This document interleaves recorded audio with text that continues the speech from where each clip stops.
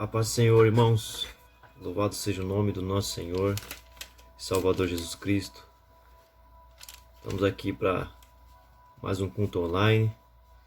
Queria te convidar para estar participando conosco e pedir para você convidar o pessoal para estar aqui assistindo conosco, participando aqui do nosso culto online. Quero pedir para você que está aí assistindo, para que você reservasse esse momento para cultuar o Senhor. Porque muitas pessoas não estão assistindo as nossas ministrações aí, e porque não estão indo para a igreja e acabam também não assistindo as ministrações. Mas eu quero pedir para você, para que você assista não só as nossas ministrações nesse tempo, mas outras também, outras lives de outros pastores, pregações no YouTube, porque é muito importante, irmãos, nós entendemos que a palavra de Deus é o alimento para o nosso espírito. Se nós não alimentarmos o nosso espírito, ele se enfraquece.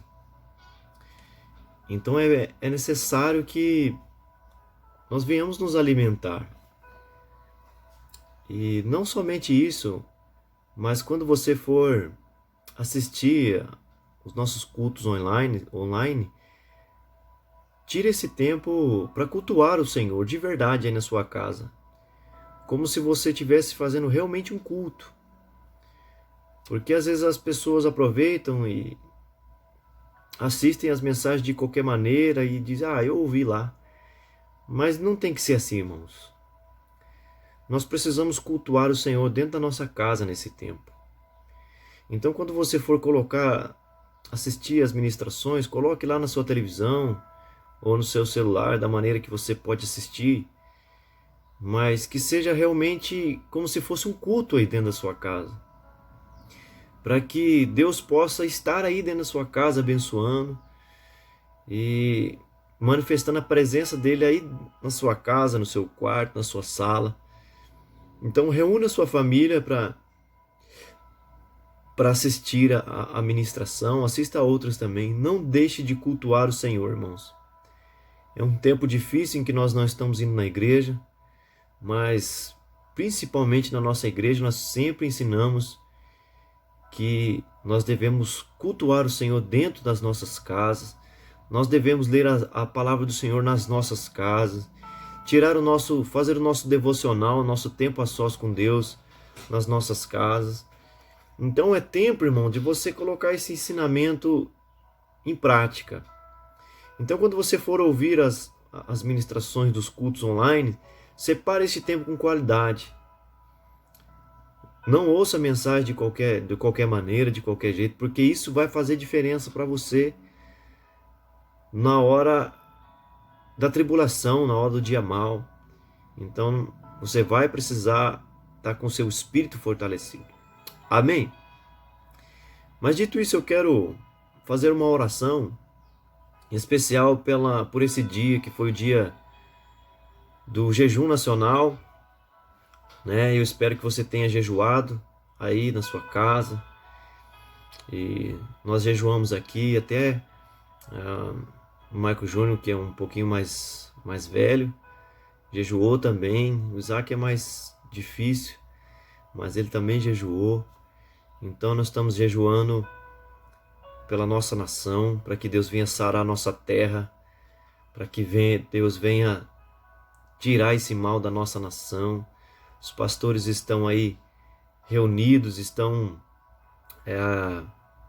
nessa causa, e a palavra do Senhor diz que quando nós se voltamos para Deus, nos arrependemos dos nossos caminhos, buscamos ao Senhor, nós nos convertemos dos nossos maus caminhos, o Senhor vai ouvir do céu, vai perdoar o pecado e vai sarar a nossa terra.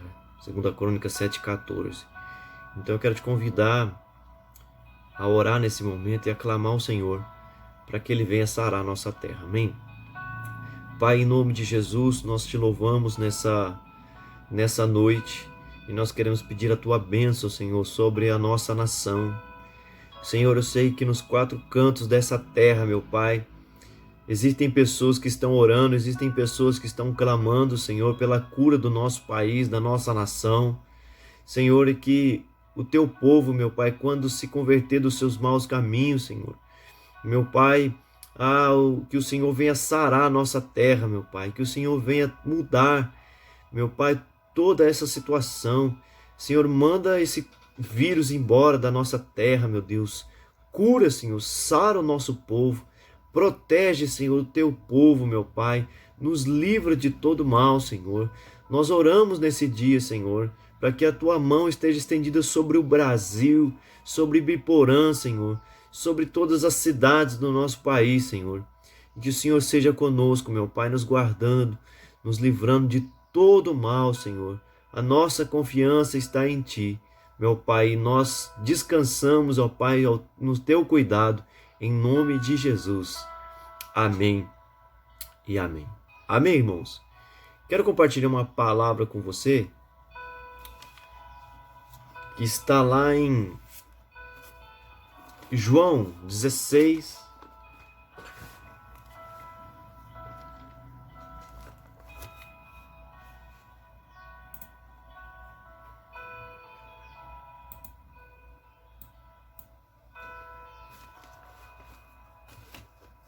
Evangelho de João 16, versículo 33.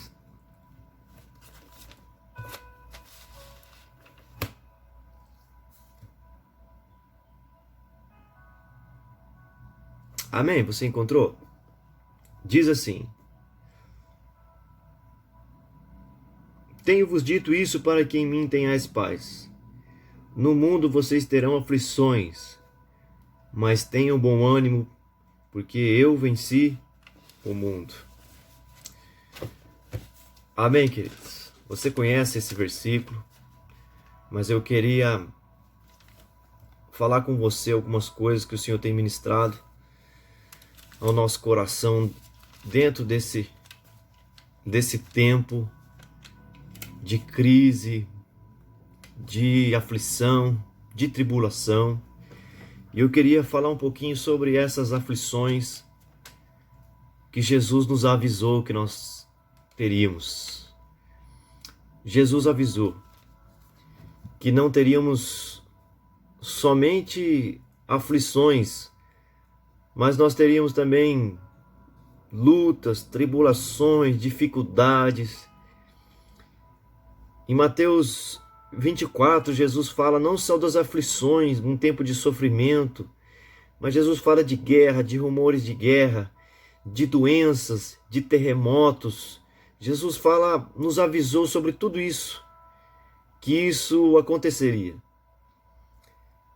E lá em Mateus 24, se você ler todas essas coisas lá, Jesus falou assim que quando isso acontecesse, quando as epidemias acontecessem, quando as guerras acontecessem, o tempo do fim estaria próximo. Que o início do fim já estaria acontecendo. Então são sinais que têm acontecido, irmãos, que apontam para a volta de Jesus, que apontam para que chegue o tempo em que Jesus venha buscar a sua igreja. Então nós precisamos entender que todas essas coisas, Jesus já tinha nos avisado, essas aflições, essas lutas que nós passaríamos, Jesus já tinha nos avisado na palavra que isso aconteceria. Que quando isso acontecesse, o fim estava próximo. Amém, querido? Então, meus irmãos, eu queria deixar para você sobre 3 coisas que a aflição traz sobre as nossas vidas. Amém? E a primeira coisa que eu quero listar aqui, que a aflição produz na nossa vida, é que ela pode nos aproximar ou nos afastar de Deus. Na aflição, irmão, no tempo de tribulação, no tempo de luta, na situação difícil, eu posso me aproximar mais de Deus ou eu posso me afastar dele totalmente. E é nesse tempo que isso acontece. Eu posso, nesse tempo de crise, culpá-lo, jogar a culpa toda nele, ou eu posso fazer dele a minha solução. Eu posso achar que Deus é o culpado de tudo, ou eu posso fazer de Deus o meu refúgio, a minha fortaleza. Salmo 46 diz isso. Deus é meu refúgio e minha fortaleza, socorro bem presente na hora da angústia. Então eu posso me afastar de Deus totalmente, num tempo de aflição, num tempo de crise, ou eu posso me esconder debaixo das suas asas e estar seguro. Então, nesse tempo de aflição, nesse tempo de crise, isso acontece. Essa semana mesmo eu assisti um programa em que tinham pessoas falando sobre isso, que Deus era o culpado de tudo isso e que tudo mais e tal. Mas eu tenho essa opção. E nesse tempo de crise isso se revela. Então pessoas vão se afastar de Deus, mas outras vão se achegar mais perto. E é no tempo de crise que isso acontece. Em Salmo 121 diz lá que elevo meus olhos para os montes, de onde me virá o socorro?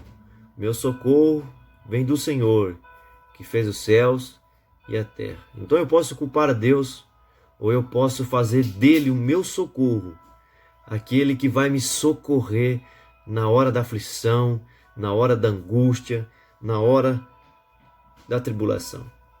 Então, a primeira coisa que a aflição produz é isso. Ou eu me afasto mais de Deus, ou eu me apego mais nele. Amém? Uma segunda coisa que a aflição e a tribulação produz em nós é que ela nos amadurece.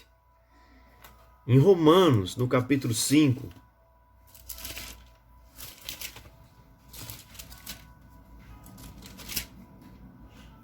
no versículo 3 e 4 diz assim, Romanos 5, 3 e 4. E não somente isto, mas também nos gloriamos nas tribulações, sabendo que a tribulação produz paciência, e a paciência, experiência, e a experiência, esperança. Então, irmãos, é nesse tempo de aflição, de angústia, de crise, de tribulação, que nós estamos vivendo, é nesse mesmo tempo em que nós estamos amadurecendo. Paulo diz que a tribulação, a crise, a aflição, o dia mau, ela produz em nós a experiência. Irmãos, e uma pessoa experiente é uma pessoa madura, é uma pessoa que viveu situações, venceu situações e agora ela amadureceu, ela cresceu. Então, irmãos, é exatamente isso que a aflição causa em nós, produz em nós. Ela produz uma experiência.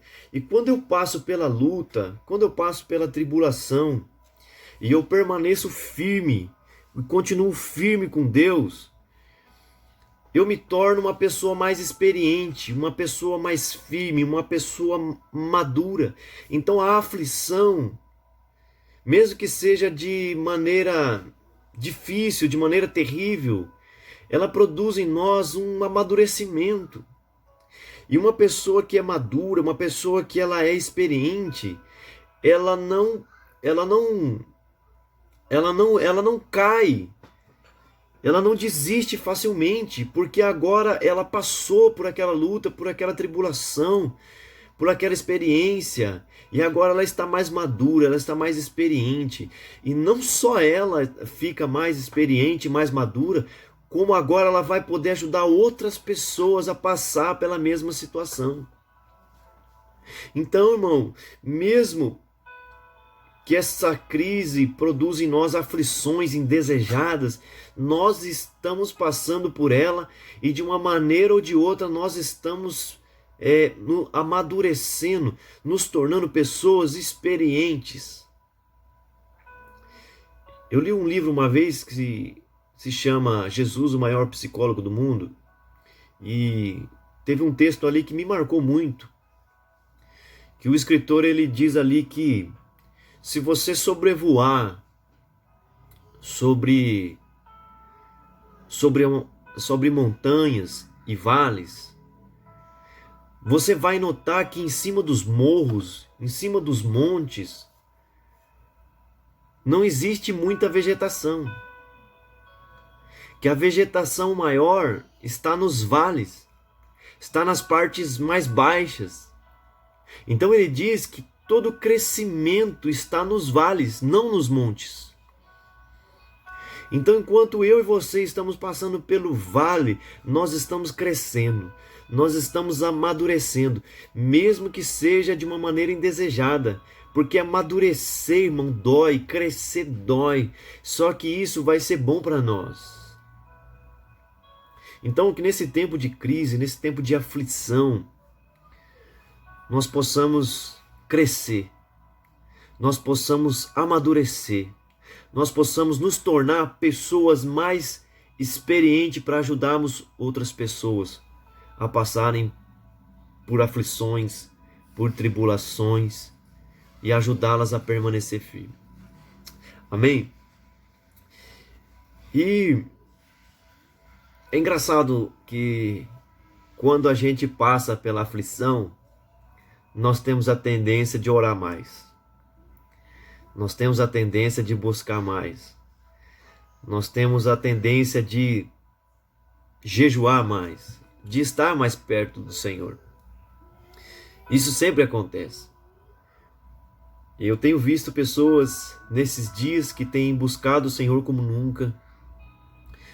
Eu tenho visto pessoas nesse dia jejuar, pessoas que nunca jejuaram. Eu tenho visto pessoas tendo revelações da parte de Deus que nunca tiveram, mas isso se dá porque elas estão mais perto de Deus. Mas olha o tempo que nós estamos vivendo. Então nós estamos passando por um tempo de crise, um tempo de tribulação, de aflição. E nós estamos nos achegando mais de Deus. Então, irmãos, é nesse tempo que nós descobrimos se nós somos pessoas de fé ou não. É no tempo da aflição, é no tempo da crise, é no tempo da angústia que nós descobrimos se nós somos pessoas de fé ou não. É esse tempo de aflição que vai revelar em nós se nós somos realmente pessoas de fé ou não. Olha só para você ver. Quando Jesus mandou os discípulos no mar, no barco sozinho, ele disse: vão indo que depois eu encontro vocês. No meio do mar veio uma tempestade e ali quase afundou o barco deles e tudo mais. E quando Jesus viu que eles estavam com medo ali, aflitos no meio do mar, Jesus foi andando sobre as águas até ele. E quando Jesus entrou no barco, ele disse: homens de pequena fé. E aí ele acalma o mar, acalma o vento e tudo mais. Então Jesus esperava que os discípulos exercessem a fé no meio da tribulação, no meio da angústia, no meio do dia mau. Então Jesus anda um tempo com eles, ensina sobre fé, fala sobre fé, demonstra como usar a fé. Jesus multiplicou pães, Jesus curou doentes. E de repente Jesus coloca eles para exercitar a fé. Mas eles não exercitaram a fé, eles exercitaram o medo, eles tiveram medo. Eles pensaram que fosse afundar o barco deles, que eles iam morrer.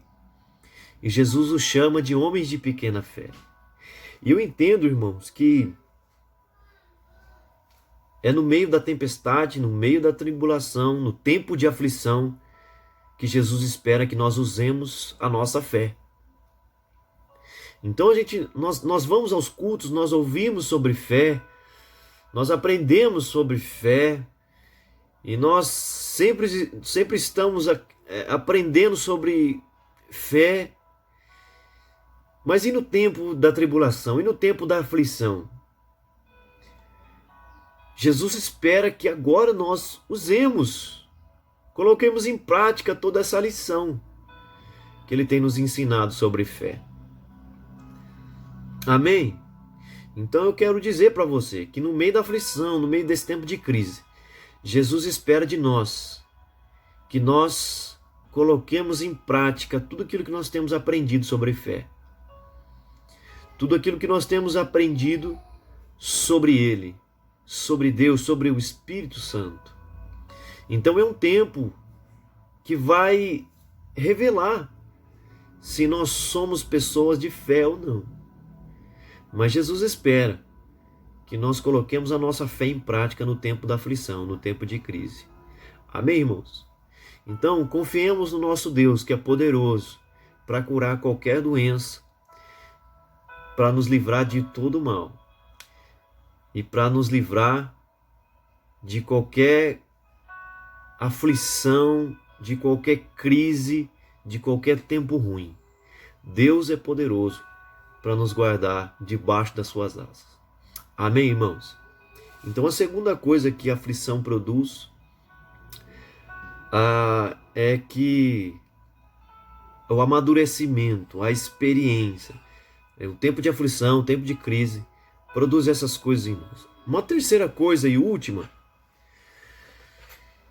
que a aflição, que o tempo de aflição produz em nós, é que ela revela o nosso fundamento, o nosso alicerce.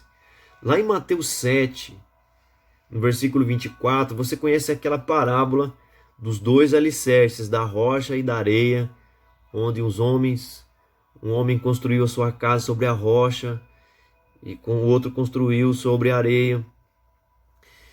Agora perceba que o alicerce dele só foi revelado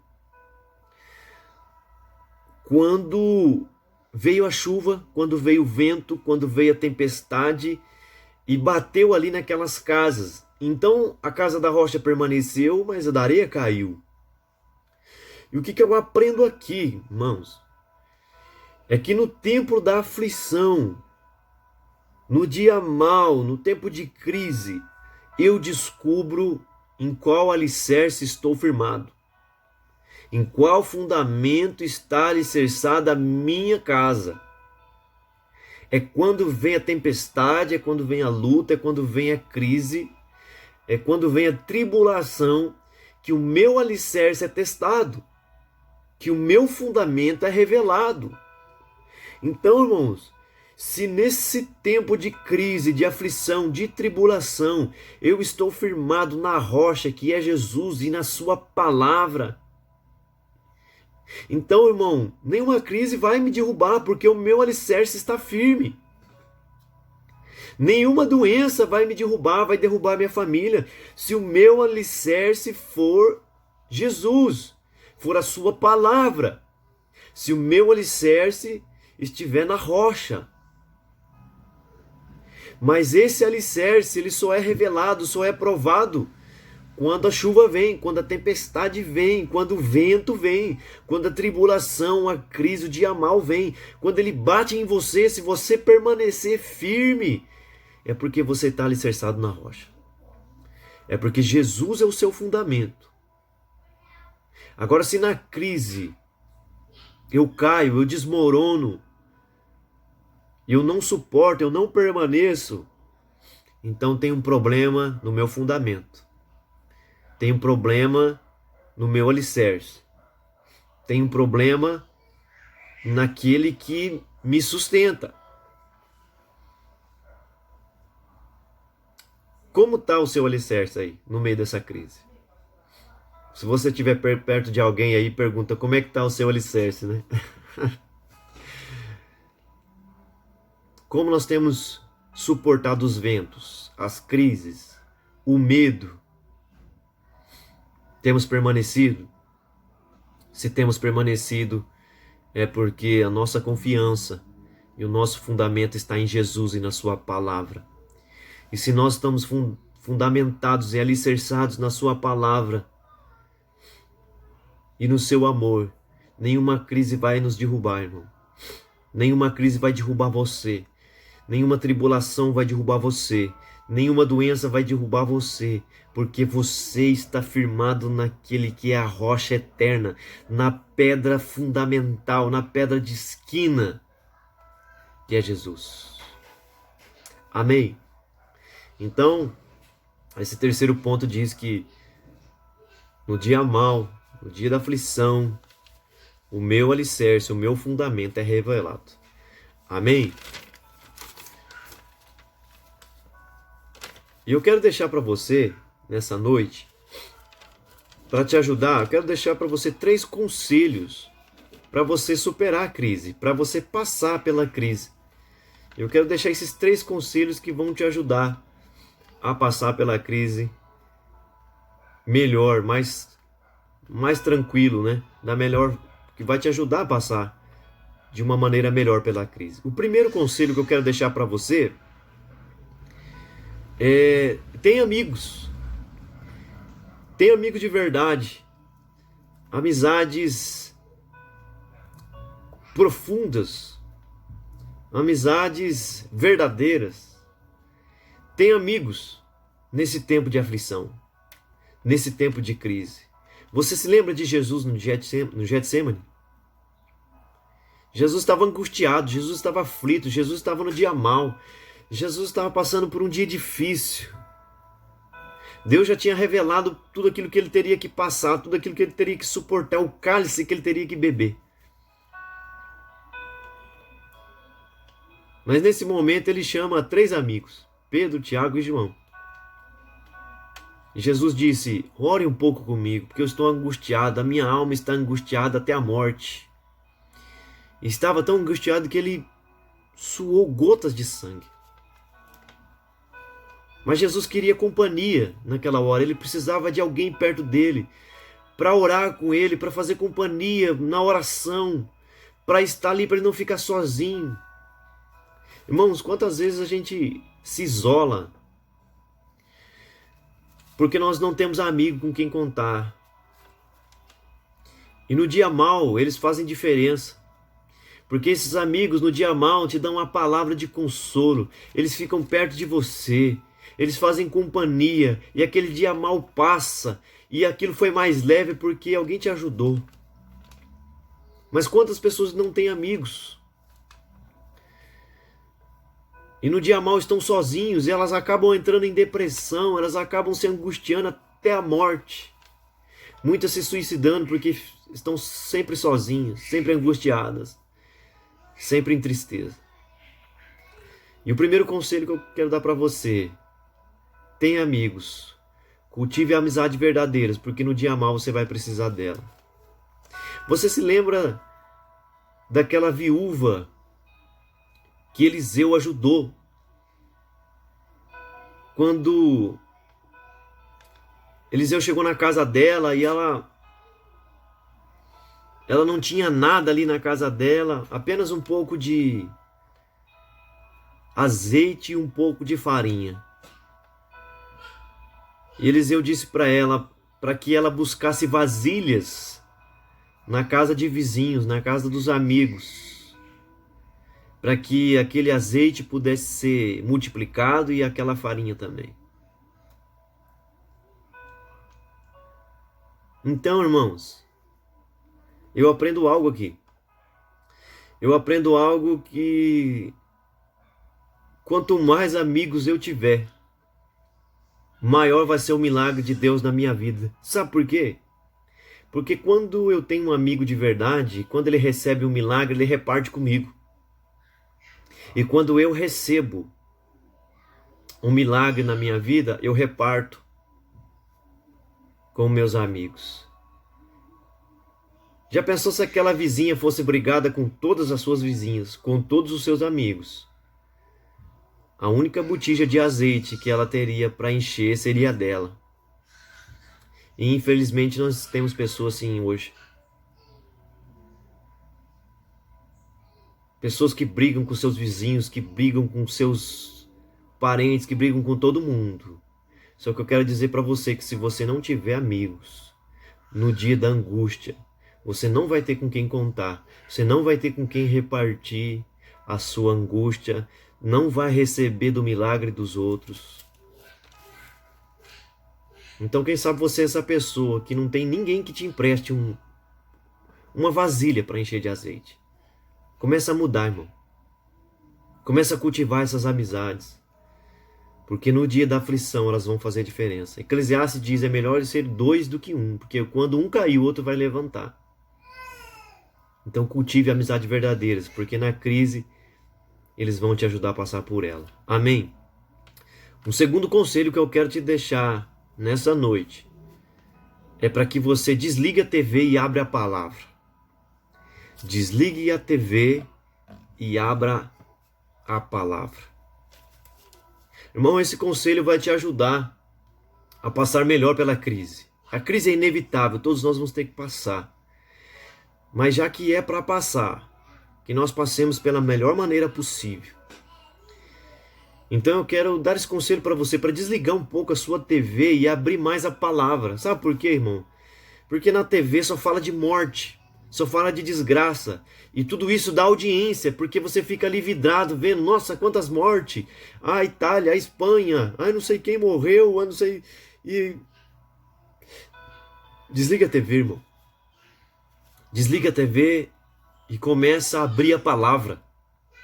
Porque na TV você vai ver desgraça, morte, sangue, só coisa terrível. Mas na palavra de Deus você vai ver vida, e não somente vida, mas vida em abundância, esperança, milagres, coisas sobrenaturais. Então é tempo, irmãos, de pararmos de olhar e ser influenciados pelas notícias da televisão e começarmos a olhar para a palavra, que é viva e eficaz para produzir em nós grandes milagres. Amém? Eu só quero deixar uma delas para você, que é o Salmo 121. Uma das promessas.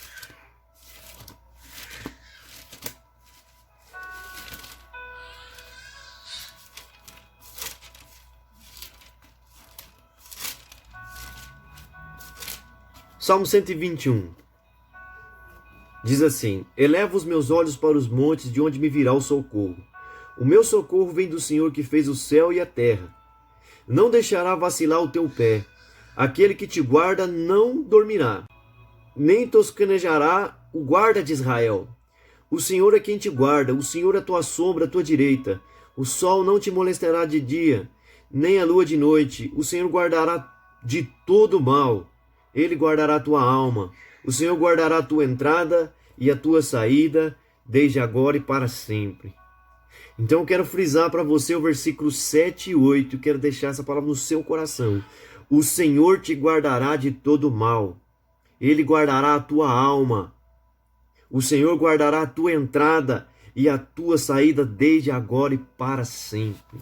A televisão pode falar o que quiser, a crise pode falar o que quiser, o corona pode fazer o que quiser, mas o Senhor te guardará de todo mal, guardará você na tua entrada e na tua saída, e nenhum mal vai chegar sobre a tua casa. Precisamos crer nisso, irmãos, e deixarmos de ser influenciados pela palavra, pela televisão. Amém? Último conselho que eu quero dar para vocês, já vou encerrar essa mensagem. Lembre-se de que você não é daqui. Lembre-se de que você não é dessa terra. Você não foi feito para permanecer nessa terra, mas você está aqui de passagem. Você é um peregrino nessa terra. Não podemos nos esquecer disso, irmãos. E nós estamos aqui de passagem. Jesus disse: eu vou Mas eu vou preparar morada para vocês, eu vou preparar um lar para você. E ele já foi, e o lar já está preparado, nos aguardando, irmãos.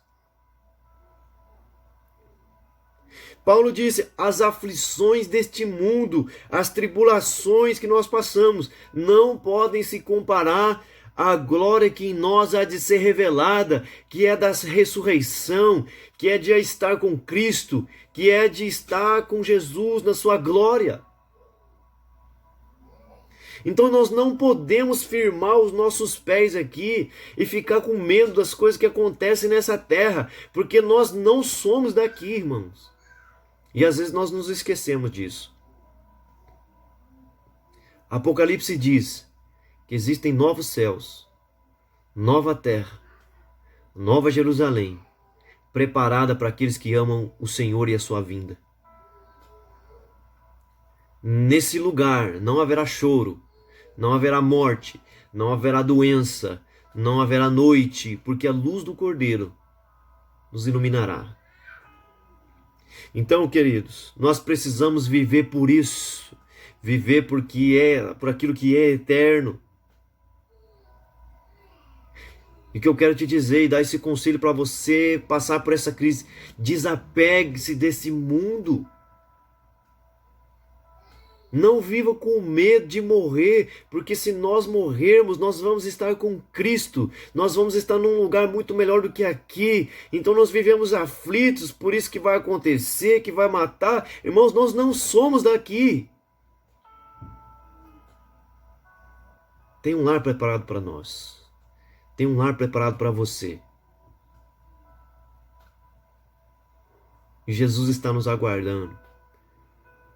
Jesus está com tudo preparado para nós. Se nós temos medo de morrer, irmãos, é porque nós não entendemos ainda o que Jesus veio fazer e o que ele fez. Ele veio para nos resgatar e preparar um lugar para que nós possamos morar com Ele. Então nós não temos que ter medo de nada. Se for o nosso tempo de morrer, nós vamos estar com Cristo, e para isso nós devemos estar preparados. Agora, se o Senhor determinar que nós vamos ficar aqui nessa terra, nenhum mal vai nos derrubar, nenhuma doença vai nos matar, nós vamos permanecer aqui até quando o Senhor determinar isso. Então nós não precisamos viver com medo de nada. Nós só precisamos temer a Deus e obedecer a sua palavra. E o Senhor vai fazer todas as coisas, acrescentar tudo que nós precisamos. Amém? Então, troque o medo pelo descanso. Troque o fardo pesado da ansiedade, do medo, do desespero, pela confiança naquele que é poderoso para salvar, para curar, para libertar. Troque esse fardo do medo e pegue esse fardo leve dele, que é o descanso, que é a confiança, que é saber que nós temos um Pai que está cuidando de nós. Amém, querido? Quero deixar essa palavra no teu coração, que você possa compartilhar essa palavra para abençoar mais pessoas possível. Eu espero ter abençoado a tua vida. E espero que você fique firme, que você permaneça firme nesse tempo de aflição, porque o Senhor vai ser o teu guarda, o Senhor vai guardar a sua entrada, a tua saída, e nenhum mal vai te suceder no nome de Jesus. Amém?